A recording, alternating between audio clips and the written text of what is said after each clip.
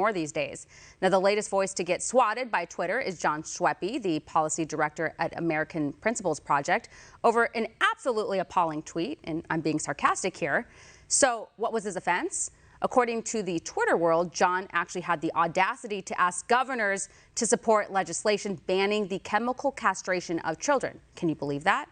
Well, here's a screenshot of the deleted tweet, which was removed because it violated Twitter's rules against hateful conduct, apparently. Now, Jon asked governors to stand up against the evil gender ideology being forced on America's children by banning the surgical mutilation of minors suffering from gender dysphoria. Jon was only temporarily banned, and he's back online now, but you have to ask yourself, what is the reasoning behind banning someone for this in the first place? He's here now to talk about this, Jon Schweppe himself. Thank you so much for joining me, Jon. So, Jon, I'll ask you, we know what big tech says. They're like, oh, it was the algorithm that did it. But how does the algorithm get there? Like, somebody makes the algorithm. So, obviously, they're putting in some key words that flags this type of conversation. Right, or they had someone, some activist report it, and then, of course, they sided with the activist.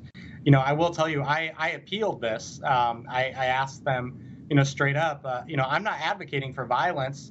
I'm actually advocating for protecting children from violence. I think most normal people, probably 80% of the country would agree that we shouldn't be doing these types of things to children as young as 6, 7, or 8. And Twitter rejected that appeal. And they basically said that, no, they do support this. And not only do they support this, but they want to prevent anyone from voicing their opposition to it. And so, this is very worrying. To me, it's not really about me getting banned as much as it is Twitter saying, hey, this is actually the law in 2 states, but we don't care. We're not going to let you talk about it. We're going to have a debate across the country about this issue next year during all these state legislative sessions. And Twitter's not only picked a side, but they're banning the other side. Yeah. And of course, Twitter is the public square. So this is really a dangerous thing in a democracy. Well, they claim they're for free speech, unless, of course, your views don't align with the Democratic agenda, if you will. And so you're back on Twitter. So did they make you delete the tweet, or how did that work? They did, yeah. It was basically they said you delete this tweet and then you serve your time, 12-hour suspension. And if you do it again, we're going to come for you again. And so we'll see what happens, because this is something, look, American Principles Project, we care about these issues. We're trying to protect children from this, radical agenda. And so we're going to keep tweeting. We're going to keep talking about this. So I wouldn't be surprised if we're back here soon.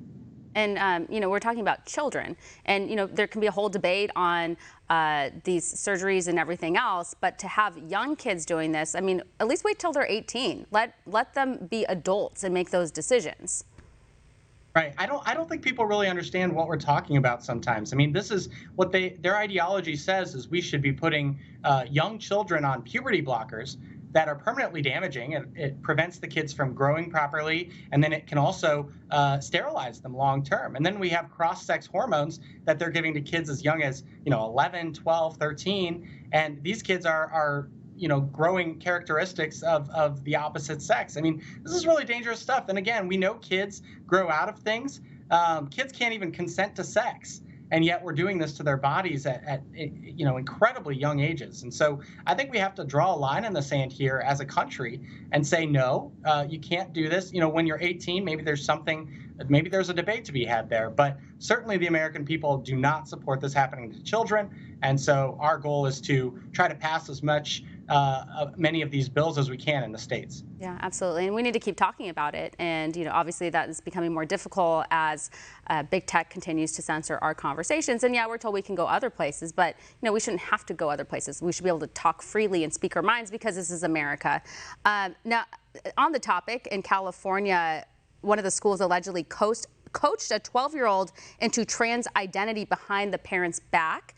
And the parents are speaking out. We have the video. We'll take a look and then react after roll tape.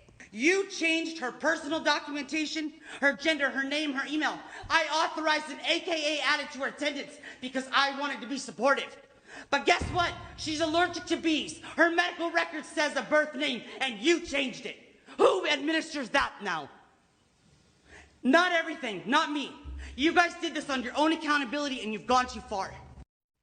So this mother, Jessica Conan, she is alleging that her daughter joined some equality club that was actually an LGBTQ club in disguise, and that her young daughter was like influenced by some of the things that they were talking about there. And then obviously we heard her just list off all of the things she was obviously visibly upset and angry about and concerned about, and rightfully so.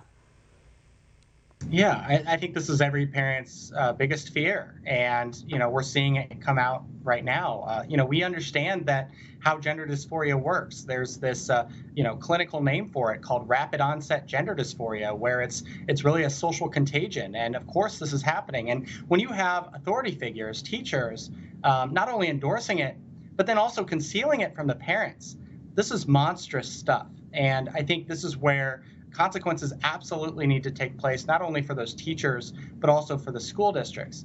And what people need to understand is that Democrat politicians support this. This is really what they believe should happen. They believe the state should have authority, not parents, over whether you transgender your kid or not.